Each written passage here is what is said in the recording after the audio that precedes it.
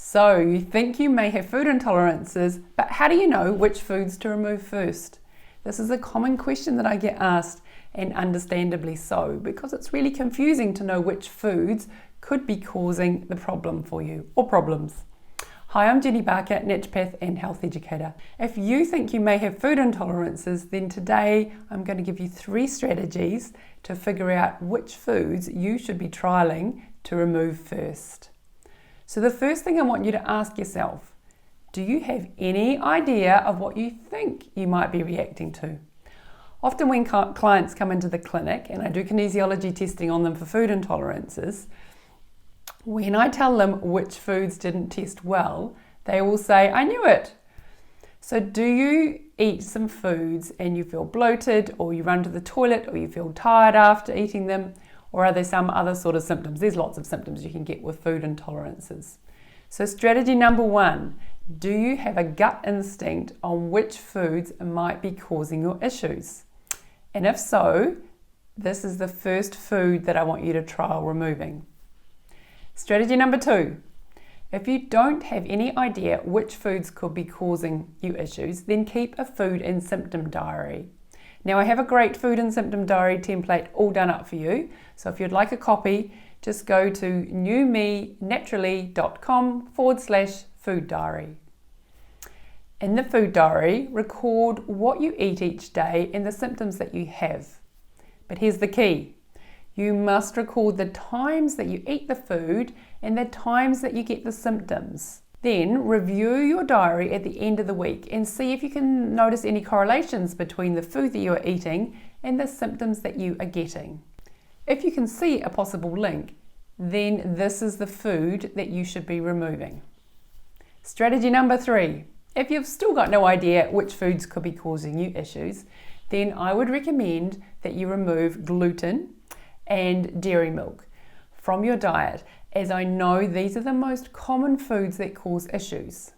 You can choose if you want to remove one at a time, but you could be reacting to both of them. And yes, I know that's a big ask, especially if you haven't tried removing foods before, but it's common for both of them to be a problem. However, if removing gluten and dairy milk seems overwhelming, then just start with gluten. And once you've figured out how to remove gluten from your diet, then remove dairy milk too. Now, it's really important to make sure you write a list of your symptoms before you start removing these foods. And then you can reassess them each week, as it's very easy to forget what symptoms you have when they disappear. I commonly ask clients how a particular symptom is, and they say, oh, I forgot about that, and it was something that was quite major for them at the time. If you're not sure how to remove gluten, then I would recommend that you watch my video on how to remove gluten from your diet, and this will help you understand what foods gluten is in. I'll pop a link to the video below, or it could be above depending on where you're watching this video. I recommend you remove the foods for a minimum of 3 weeks to see if there is any change in your symptoms. I want you to remove them 100%, as some people are super sensitive to even a small amount. For my clients, I get them to remove the foods for 2 months before carefully reintroducing them. Now the trouble is, some of the food reactions can be delayed. They can be delayed for up to 72 hours after eating the food.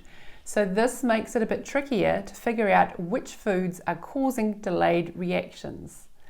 But don't worry, a lot of people will feel a big difference just from doing what I have suggested in these 3 strategies. Now, it's also very common to have more than one intolerance. If you're also having delayed reactions, this can make it really difficult to figure out which foods are causing your symptoms. And this is why I developed a program where you remove all the common food intolerances from your diet for 28 days. I developed the 28-Day Revive Me program to support people that wanted to find out if food intolerances are affecting their health. To make it super simple for you, I provide menus and recipes and lists of foods to enjoy and avoid. And there's a private Facebook group for you to ask questions, and I'll be doing weekly Facebook Lives so you can learn more about how food could be affecting your health. And I tell you, the results are amazing. Even after 1 week of doing the program, people say how they have noticed that they have more energy, they have less bloating, their sleep is better, their asthma has improved, and that's just after 1 week on the program. The 28-day Revive Me program will be starting on the 31st of August. The last day for ticket sales is the 28th of August, so that you have time to prepare. I will only be allowing 60 participants, so if you'd like to join me or you'd like to find out some more, then I'll pop a link below. Now back to the 3 strategies to figure out which foods to trial removing first. So, strategy number 1, listen to your gut instinct. Are there some foods that you think could be causing issues? Strategy number 2, if you have no idea which foods could be causing issues, then keep a food and symptom diary for a week and see if you can observe some possible foods that could be causing your symptoms. Remember, there's a free food diary template at newmenaturally.com/food diary. And strategy number 3, if you've still got no idea, then I suggest you remove gluten and dairy milk from your diet, as these are the most common food intolerances. I'll pop the links for the food diary template, the 28-day Revive Me program, and the video on how to remove gluten from your diet below. I hope that's been helpful. Bye for now.